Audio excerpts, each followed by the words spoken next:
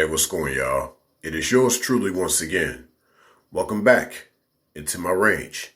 And for all other fellow lone wolves, I hope that you've been treading well. Now, in regards to this particular she-wolf in the wild that was treading per se, the sad thing is that she was looking for a mate the whole time, and then unfortunately, she was shot, if I'm not mistaken. But yeah, based on news articles, it does say that she was tragically killed. Her name or her tag destination was, it was Oregon 54, OR 54. And they said she had been walking for like almost 8,000 to 9,000 miles based on what the tag on her said, because I guess there's a tracker on that tag. So she'd been walking that whole time and for a couple of years, because they said she was last tagged, I think in 2016 or 2017. But then after that, she had been looking for a mate all that time and she never found one. And she ended up killed.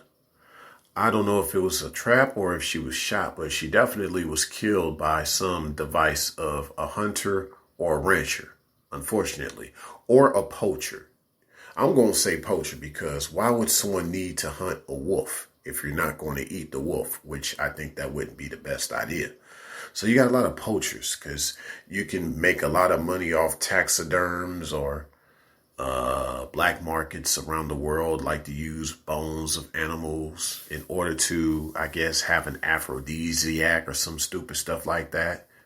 But nevertheless, it is sad about this she-wolf that she didn't really get a chance to make it out in the wild by finding a mate. And she looked the whole time. So to me, this is definitely the similar life of an enigmatic woman, the way that an actual she-wolf is versus the human version of a she-wolf is. I mean, this is very foretelling, I think, because what this describes to me more so is just this idea of how the wolf life or the lone wolf life, if you will, the lone wolf life of an actual wolf is very similar to the life of those in the human body, especially the feminine gender in the human body. Both lives are very similar. An enigmatic woman basically has that same lone wolf spirit, and she's out there just not trying to just settle for any type of man or male to mate with. He has to be enigmatic himself. And she's willing to go for many years and wander as far as she needs to until she has run into that mate.